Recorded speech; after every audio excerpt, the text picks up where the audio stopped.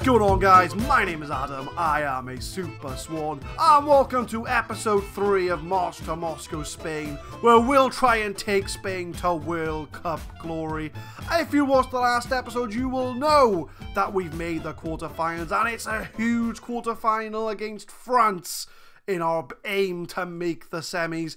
Those are the rest of the draw for the quarterfinal. Uruguay, Peru, Spain, France, Brazil, England, and Germany, Belgium. All the big hitters seem to be in it, bar Argentina and Portugal. So Ronaldo and Messi are out of the World Cup already. But we're not focusing on them, we are focusing on Spain. So the lineup for the game is going to be this. We've got David De Gea in goal, Carvajal, Ramos, Nacho and Azpilicueta at the back. We're going to go for a 4-3-1-2 formation with Asensio, Saul and David Silva in the middle. Isco as the advanced playmaker with Aspas and Rodrigo up front. We are missing a few players such as Gerard Pique, who's out for the tournament. He's going to be out for 3 weeks. We're missing our best centre-back with Ramos. We're missing Busquets due to suspension, and obviously Costa, who decided to go 2 foot in the back of someone in the last game. But let's get this game underway.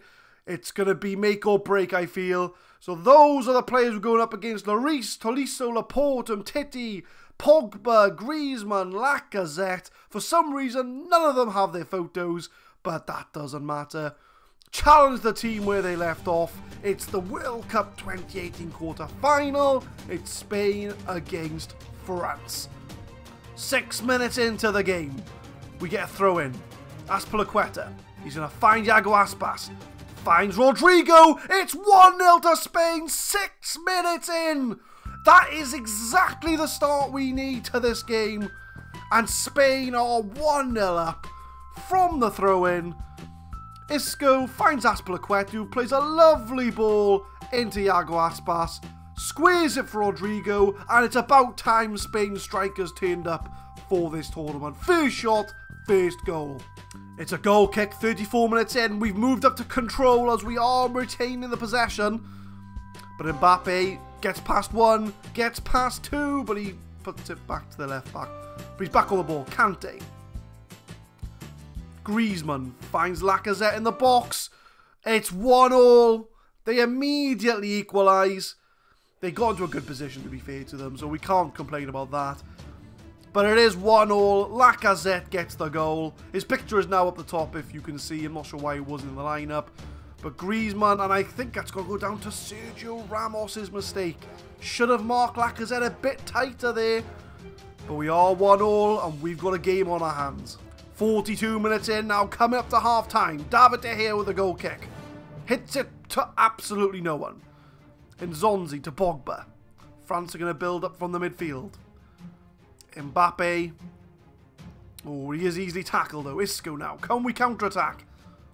We've still got the ball. Azpilicueta to Isco. Some lovely passing here from Spain. We're retaining the possession. So it seems the midfield triangle seems to be keeping it, although we do finally get to a striker in Rodrigo. Is he going to find Carvajal? He does. Carvajal can be bombed down the right. Back in the midfield, we're retaining the ball. It's a lovely ball to Rodrigo, and he hits the post. Oh, that deserved the goal after that lovely passing play. But it wasn't to be, and we're going to be going into half-time at 1-1. As much as we've most of the possession, well, I say most, 55 to 45, it's quite an even game, and France have had the more shots on target. So we're going to give a passionate, let's give the fans something to cheer for, and some of the players seem to react well to that. As far as tactics go, is there anything we need to address? I don't think so at this point. Isco's on a 6.5, but we'll monitor that going into the second half. But we'll get it underway and see how we get on in the second half. 66 minutes in, nothing to write home about, but we're going to be going counter-attack. Let's have a look. Enemy looking a bit tired. Isco's on 68%. I think we'll bring Iniesta on for him. And we'll swap Iniesta and David Silva over, because David Silva will have a little bit more pace to work with there. Nacho's not having the best of games either, but he is fairly fit, so we want to keep him on. Other than that, I think we're pretty good right now on the tactics. We'll make the personnel changes and see if that makes a difference. 85 minutes in, still nothing to write home about. Asensio's picked up a knock, so I think we're going to bring on... We'll bring on either Pique or Thiago on. Who's going to be the best for that role, in that Mazzella role? We'll bring Pique on. He's going to be the best person for the job. And I think we'll wait to make our last sub, just in case this goes to extra time. We're going to go attacking. We're going to throw people forward. Try and get that goal before extra time. 93 minutes. It doesn't look like there's going to be another chance before extra time. So it does look like we're going to need another half an hour to decide a winner. We're going to encourage the team. We'll make one last sub to get a fresh face on. Saul's looking tired. David Silva's looking tired. So we'll bring Thiago on for David Silva. Do they suit each other better? No, we'll leave Thiago in that position there. We'll stay on attacking. Although we will go structure to make sure everybody stays in their places. Let's get extra time underway. Pressure time now. Can we get to the semis? Half time and extra time coming up. Again, there's been no highlights to speak of. It's a very nervy game. I think what we might do is throw our fullbacks up in a quest to try and force to try and get a counter-attack. To start with, we're going to put them on attack and try and force the game. Well, force, basically, France to make the mistake, really. We might move Saul back into centre defence, though. Out of all the midfielders, who's the best? Well, probably Saul, to be honest with you. So we'll swap them round like that. Just we've got a pure centre-back there. We'll see if that makes the difference in the next 15 minutes. We do get a kick-off highlight, though. Torvan finds Griezmann. It's a good slide by Saul, a good slide by Iniesta as well. Can we start the counter-attack? Iago Aspas. No, we can't. And we're up to 120 minutes. Still no highlights. And there's the confirmation, my friend. We are going to a penalty shootout. Oh, this is going to be a nervy shootout. Let's get our first 5 in there. In fact, we might as well move them all in the right positions, because we don't want David Gea to be taking the 5th or, well, the 7th or 6th spot kick. I'm sure I've missed someone out there, but we'll have to live with that. So we go to penalties, guys. Oh, come on, De Gea. You can do this. Lacazette with the first penalty. Slots it to the left, to De Gea's right. Iago Aspas, the best penalty taker in our team. Can he equalise for us? It's saved by Lloris. Iago Aspas, you have not had a good tournament, my friend. And if that comes back to bite us, you're probably going to be dropped. 2-0 to France in penalties now. It's not looking good. Ramos has to score this to keep us in it. Come on, Ramos. You can do it. For Spain. It is 2-1. Ramos does the job. Come on, De Gea. We've got to get back in this penalty shootout. Fekir with the penalty now. Come on, De Gea. Oh, unlucky. Went the right way, but just couldn't finish the job. Rodrigo now for Spain. We've got to score. We have to score this to stay in it. And Rodrigo hits the top of the net. Griezmann for France. Come on, De Gea. You can do it. He runs up. Oh, again, top corner. They've scored every penalty France have. And De Gea, well, we have to score this to stay in the game. It has to be a goal. If we don't score this penalty, Spain are out of the World Cup. It's been a tight game, very even on most of the stats. But one team's got to go through. Can it be us? Can it be Spain? Thiago. And it's saved! It's saved by Lloris.